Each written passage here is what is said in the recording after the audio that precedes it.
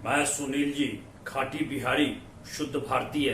आप बिहार के तमाम 12वीं कक्षा में अध्ययनरत छात्र के लिए पुनः लाजवाब, रोचक, ज्ञानवर्धक शैली में आपको लेक्चर सीरीज प्रस्तुत कर रहा हूं। और रसायन के दूसरे चैप्टर विलयन के चौथे खंड, चौथे भाग के तहत मैं ये लेक्चर आपको डाल रहा हूं। लेकिन इसके पहले आप तीनों भाग को सुने। एक बार में ना समझ में आए फिर भी आप उसको दूसरी बार सुने, निश्चित ही आपकी समझ बढ़ेगी। चूंकि ये चैप्टर थोड़ा सा अवगुंठित है, थोड़ा सा अन्य चैप्टर के अपेक्षाकृत यह हार्ड है। इसके बाद मैं आपको पहले आसान चैप्टर बतलाऊंगा, फिर मैं आपको कठिन चैप्टर की ओर प्रवेश करूंगा। तो लीजिए, शुरुआत मैं करता हूं कि पराशरण और पारिशरिक दाब, जिसको ऑस्मोटिक प्रेशर भी हम लोग कहते हैं कि ऑस्मोटिक प्रेशर। तो चलो भैया, इसको हम लोग ऐसा करते हैं कि आप देखिएगा कि गैस को यदि, जैसे हम शुरुआत करते हैं कि पराशरण किसको कहते हैं, ऑस्मोसिस किसको कहते हैं और पारिशरिक दाब किसको कहते हैं। तो यहां पर आप थोड़ी सी अपने दिमाग को चलावे कि यदि गैस हम कहीं भी रिलीज करते हैं, किसी भी तरह की गैस हो, तो मान लीजिए ऑक्सीजन ही गैस हो रिलीज करते हैं, तो उस स्थिति में गैस का एक गुण होता है जो उसका अणु आपको छितर जाएगा, फैल जाएगा। तो इस जो फैलने की प्रवृत्ति होती है, जितना भी उपलब्ध स्थान है, चाहे उसको आप डब्बे में बंद करके रखिए, चाहे उसको सिलेंडर में बंद करके रखिए, चाहे उसको घर में आप रखिए, चाहे डब्बे में रखिए, उसके अनुसार वो अपने स्पेस को विस्तृत कर लेगा, वहां पर फैल जाता है। तो उसी तरह तो वही विसरण उसको गुण कहते हैं, फैलना। सामान्य रूप में हम इसको सामान्य भाषा में कहते हैं फैलना। तो विसरण सिर्फ गैस में ही नहीं होता है, विसरण द्रव में भी होता है। हाँ, यह सत्य है कि गैस के अपेक्षाकृत द्रव में कम होता है। तो कम होता है कि ये अब हम लोग यहां पर द्रव में जरा जानकारी हम दे कि जैसे देखिए, ये एक बीकर है और यहां पर इसको हम अर्ध पारगम्य झिल्ली हम माने, अर्ध पारगम्य झिल्ली माने। और इसमें देखिए कि ये विलयन है और ये विलायक है। नियमतः मान लीजिए हम इधर जल रखे और कॉपर सल्फेट हम रखे, ठीक, और ये डिवाइडर है, लेकिन अर्ध पारगम्य है, इसमें बहुत ही महीन कण पार कर सकती है। तो ये इसका रंग नीला है कॉपर सल्फेट का। आप देखिएगा कि इसको आप सेम टेम्परेचर, सेम दाब पर इसको छोड़ दीजिएगा, धीरे धीरे देखिएगा कि चंद दिन के बाद ये विलायक अपने आप धीरे धीरे पार करके और पूरे जल को नीला रंग आपको बना देगा, जिसका भले इसमें आखिर ये कैसे इधर आया, कैसे इस झिल्ली को, कैसे इस अर्धपारगम सतह को इसको पार किया। कोई तो प्रेशर होगी, कोई तो दबाव होगी कि ये पार करके इससे मिला और पूरे को ये अपने रंग में, मान लीजिए कॉपर सल्फेट इधर है नीला रंग का, ये जल है श्वेत रंग का, तो ये आपको पार करके इसको नीला बना देगा। वही प्रेशर जो काम करता है, इस अर्धपारगम्य झिल्ली को पार किया, उसी को हम लोग ऑस्मोटिक प्रेशर कहते हैं या ऑस्मोसिस कहते हैं इसको। तो पराशरण की ये व्याख्या हो गई। अब देखिए अर्धपारगम, इसको हम अंग्रेजी में कहते हैं सेमी प्रीमेबल। ये ऐसी झिल्ली होती है जिसको सिर्फ विलायक के ही अणु पार कर सकते हैं। ये पतला महीन खुली आंख से नहीं दिखाई पड़ेगी, यही पार कर सकते हैं। और इस झिल्ली के दोनों ओर ताप और दाब समान होने के बावजूद भी पार कर जाता है। अब वही प्रेशर जो होती है उसको हम लोग ऑस्मोटिक प्रेशर कहते हैं। तो इस जब अधिक से अधिक आप देखिएगा कि विलायक अर्धपारगम से पार करके और इसमें विलयन में मिल जाएगा, तो उसका कलर बदल जाएगा। अब यहां पर ऑस्मोसिस के बारे में जानते हैं। ऑस्मोसिस एक प्रक्रिया है, प्रोसेस है, जिसमें तनु विलयन, डाइल्यूटेड विलयन जो होता है, उसमें विलायक, जैसे ये है, किसी अर्धपारगम्य झिल्ली को पार करते हुए, या इसको रसायन की भाषा में हम कहते समाहृत, इसको करते हुए और विलयन में प्रसारित होकर के मिल जाए और संतुलन ला दे, तो उसको हम लोग पराशरण कहते हैं। पराशरण क्या है? प्रक्रिया है। तो पराशरण प्रक्रिया है। अब हम यहां पर इसको अंग्रेजी में भी जान लेते हैं कि if you want to get the definition in the English, तो आप देखो, the spontaneous flow of the solvent through a semi-permeable membrane from a solution of the lower concentration to one the higher concentration by which the equilibrium attained is called osmosis. अब यहां पर देखिए spontaneous, spontaneous का अर्थ होता है कि एकाएक, अचानक स्पॉन्टेनियस हुआ, फ्लो मीन्स बहना, और सॉल्वेंट मीन्स होता है घोल। अब फिर सेमी प्रीमिएबल माने अर्धपारगम, पूरा पार करने वाला नहीं, जिसमें से विलायक ही जा सके। मेम्ब्रेन कहते हैं झिल्ली, और इसको लोअर कंसंट्रेशन माने जो कम सांद्रता वाला, हायर कंसंट्रेशन मीन्स अधिक सांद्रता वाला, इसके साथ यदि मिलकर के और इक्विलिब्रियम कहते हैं जो समता स्थापित हो जाए, तो वही आपका प्रक्रिया ऑस्मोसिस है। अब आपको समझ में आ गया होगा, ये ऑस्मोसिस ग्रीक शब्द से बना है, और ग्रीक इसका अर्थ होता है पुश।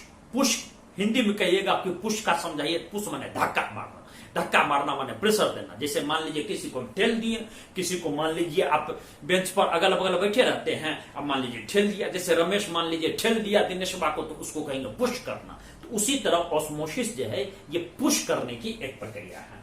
अब प्राशरण की क्रिया जो है, सबसे पहले उनका नाम है कि एबेनोलेट। एबेनोलेट ने 1784 ईस्वी, किसने?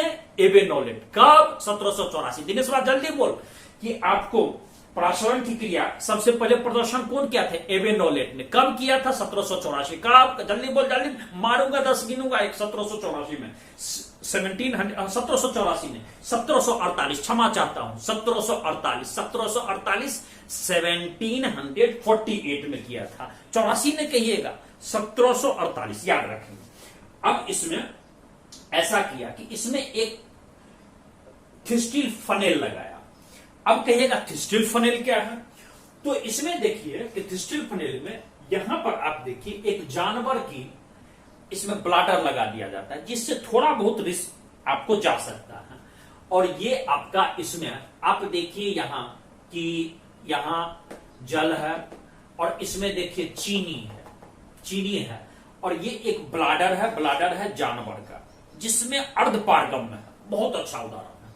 तो इसमें जल है, नियमतः तो इसको इसमें जाना नहीं चाहिए, और इससे ये अर्धपारगम से छोड़ दिया समय, समान दाब पर।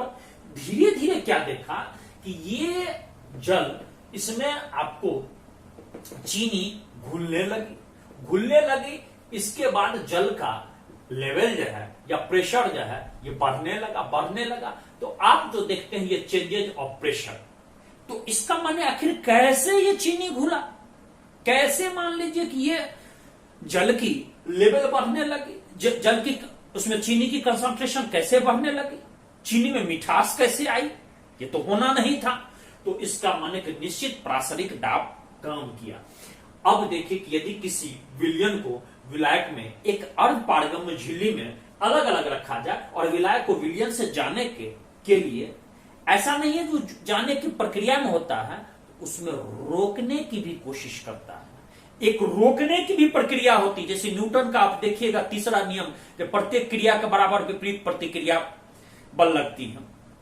तो उसी तरह कि रोकने के लिए भी एक बल कोशिश करता है, उसी को हम लोग ऑस्मोटिक प्रेशर, पारस्परिक दाब भी जो है इसमें हम लोग के। अब परिसरिक इसमें, या इसको हम कहते हैं कि परिसारक ऑस्मोटिक प्रेशर का नियम क्या है? What are the rules of the osmotic pressure? तो इसमें देखिए पहला रूल हम लोग देखें कि स्थिरता, टेम्परेचर स्थिर हो तो डाइल्यूटेड जो कंसंट्रेशन है उसका परिसारिक दाब आयतन के व्युत्क्रमानुपाती होता है, वॉल्यूम के इनडायरेक्टली प्रोपोर्शनल टू। तो इनडायरेक्टली प्रोपोर्शनल टू, तो प्रेशर देखिए ये इनडायरेक्टली प्रोपोर्शनल टू, या इसको आप यहां आइए कि pressure is indirectly proportional to, इसको 1/v से हम प्रकट किए। और इसके बाद अगला देखिए कि घोल के सांद्रण के सीधा अनुपाती होती है। तो pressure is directly proportional to C से हम कंसंट्रेशन कहें। तो इसी पर हम लोग अब आगे बढ़ते हैं कि स्थिर ताप और डाइल्यूटेड विलयन या तनु विलयन का पारिसरिक दाब जो होता है उसके आयतन के व्युत्क्रमानुपाती होता है, और इसके बाद सांद्रण के सीधा समानुपाती होता है। इसी को हम बॉयल-वान-हॉफ नियम कहते हैं। बॉयल-वान-हॉफ नियम क्या है? तो स्थिर ताप पर तनु विलयन का पारिसरिक दाब आयतन के व्युत्क्रमानुपाती होता है, और सांद्रता के सीधा अनुपाती होता है। इसी को हम लोग बॉयल वन टॉप नियम कहते हैं। ये आपको बहुत बार पूछा है, आगे भी पूछेगा और इस बार भी पूछेगा, तैयार रहिएगा। अब सांद्रण स्थिर रहने के लिए किसी भी तनु विलयन को हम लोग पारिसरिक दाब के परम ताप के समानुपाती जो करते हैं, तो P is directly proportional to, हमने इसमें T रखा माने कि टेम्परेचर जो है। अब इसको हम थोड़ा सा और भी विस्तृत फॉर्म आए कि P जो है प्रेशर बढ़ेगा जैसे जैसे आप टेम्परेचर बढ़ाते हैं, प्रेशर बढ़ेगा, ऑस्मोटिक प्रेशर वॉल्यूम के व्युत्क्रमानुपाती होगा। और प्रेशर, अब इस दोनों को हम गुना कर दिए या इस दोनों को हम अटैच कर दिए तो T ऊपर चला गया, V नीचे चला गया। तो T ऊपर चला गया, V नीचे चला गया, तो जैसे P is directly proportional to T, P is directly proportional to 1/V, इन दोनों को मिला दिए, P इज डायरेक्टली, इसमें हम देख रहे हैं T/V कर दिए।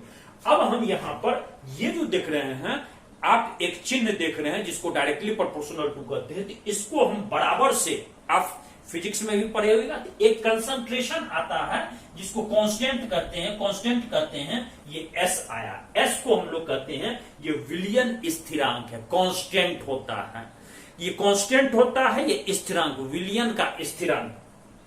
अब इसको हम P बराबर में ST/V, या इसको हम अब ये इससे मल्टीप्लाई हो जाएगा तो PV बराबर में ST, यही आपका एक आपका जिसको हम कहते हैं कि डेरिवेटिव आया, जिस पर आपके कई न्यूमेरिकल्स बनेंगे। अभी तत्काल मैं आपको थोड़ा बहुत न्यूमेरिकल्स भी बतलाऊंगा, लेकिन चूंकि आपका कोरोना काल है और जल्दी 12th की आपकी एग्जामिनेशन होने वाली है, लेकिन बाद में मैं आपको न्यूमेरिकल्स भी आपको बतलाऊंगा। तो ये ही आपका एक डेरिवेटिव निकला, इस पर ही आपको न्यूमेरिकल्स सामान्य, और ध्यान रखना 12th में जो न्यूमेरिकल्स दिए जाते बिल्कुल फॉर्मूला पर बैठाओगे पट से बनेगा तुरंत। अब असामान्य परिसारक दाब और आणविक द्रव्यमान, इसमें 1/2 का क्या कहना है? तो 1/2 का यह कहना है कि तनु विलियन का सिद्धांत में तभी काम करेगा जबकि आपका पदार्थ में विद्युत विच्छेदन ना हो, अर्थात पदार्थ जो होना चाहिए वो विद्युत अविच्छेद उसमें रहना चाहिए, तभी सत्य होगा। और जिस पदार्थ में विघटन ना हो और जिस पदार्थ में संगुणन न हो, विघटन माने कि टूट करके अलग होना, और संगुणन मीन्स की जुड़ करके, इसमें ये दोनों चीजें होना चाहिए, तो अर्थात इसको हम कह सकते हैं कि विद्युत अविच्छेद नहीं होना चाहिए।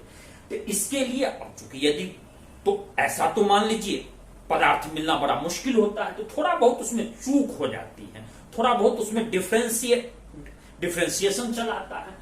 तो इस उसमें क्या होता है, उस डिफ्रेंशिएशन को बताने के लिए इसमें पारिसरिक दाब में सैद्धांतिक मान से या तो कम हो जाता था या अधिक हो जाता था जो होना चाहिए, क्योंकि पदार्थ तो 100% आपका विद्युत अविच्छेदित ऐसा बहुत कम मिलता है। तो उसके लिए इसने क्या किया कि अपना जितना ही उस समय उसको जानकारी थी, तो एक उसने फॉर्मूला भी देने की कोशिश किया, अधिक सांद्रण हाई कंसंट्रेशन के लिए, विघटन डिसोसिएशन के लिए, असंगुणन एसोसिएशन के लिए। तो 1/2 का गुणांक, इसको लिए इसने एक गुणांक दिया, एक फैक्टर दिया, इसको 1/2 फैक्टर कहते हैं। तो शुरू में 1/2 सहजता गुण का अच्छा से व्याख्यान, सहजता गुण क्या होता है, इसको कॉलिगेटिव प्रॉपर्टी कहते हैं, मिलने की कला। तो अच्छा से नहीं कर पाया, लेकिन अपनी संतुष्टि के लिए, अपना कंप्लीसेंसी के लिए इसने एक गुणांक दिया और इस गुणांक को कहा आय। इस गुणांक को क्या कहा? आय। इस गुणांक को कहा आय, और इसके परिभाषा को सहजात गुण के लिए उसने प्रकट किया। एक आय लिखा कि प्रायोगिक पारिसरिक दाब इसमें, और नीचे में ऊपर में न्यूमरेटर में रखा और नीचे में सैद्धांतिक पारिसरिक दाब। तो प्रायोगिक हो गया, इसको पी कहा, और नीचे में कहा कि सैद्धांतिक पीओ से इसको प्रकट किया। उसी को आगे किया कि चूंकि कुछ ऐसे भी होते हैं जो नीचे वाले पोर्शन कट गया, तो समान आणविक द्रव्यमान, यहां पर असमान आणविक द्रव्यमान, इसको MO/M से प्रकट किया। फिर एक दिया कि I बराबर प्रायोगिक वाष्प दाब का, इसमें कहा कि आपेक्षिक अवनमन, नीचे में सैद्धांतिक वाष्प दाब का आपेक्षिक अवनमन, इसको प्रकट किया L/L0 से, अपने संतुष्टि के लिए, क्योंकि 100% आपका 100% जिसको कहते हैं कि शुद्धतम, जो विद्युत अपघट्ट ना हो, जो आपका कॉलिगेटिव प्रॉपर्टीज को ना मेंटेन करे, विघटन या संगुणन न करे ऐसा मिलना मुश्किल था, तो इसी की व्याख्या के लिए उसने इसको प्रकट किया। तो इस तरह से आपका विलियन चैप्टर समाप्त हुआ और आप वांट हाफ गुणांक जो है इसको आप जानेंगे। इसके पहले आपका और भी कुछ नियम से बतलाए गए हैं, रूल्स बतलाए गए हैं, उन सबको आप बार बार सुने। और इस तरह से मैं ये लेक्चर से समाप्त कर रहा हूं, लेकिन आपसे पुनः मैं आग्रह कर रहा हूं कि यदि अब तक आप इस चैनल को नए हैं तो आप सब्सक्राइब कर लो भैया, बिल्कुल फ्री है और बार बार सुनो। और मैं अब जो केमिस्ट्री का आपको अगला जो लेक्चर दूंगा उसमें पहले आसान आसान चैप्टर का, हो सकता है मैं 16 माह 15 माह ऐसे शुरू करूं, ताकि आपका जल्द जल्द से कोर्स इतना पूरा हो जाए कि आप बेहतरीन अंक लाने के लिए सक्षम हो जाए। और जिस चैप्टर में आपके थोड़े बड़े होंगे उनको मैं आपको बाद में बतलाऊंगा। तो इस तरह से मैं अब इजाजत लेना चाहता हूं। जय बिहार, जय भारत।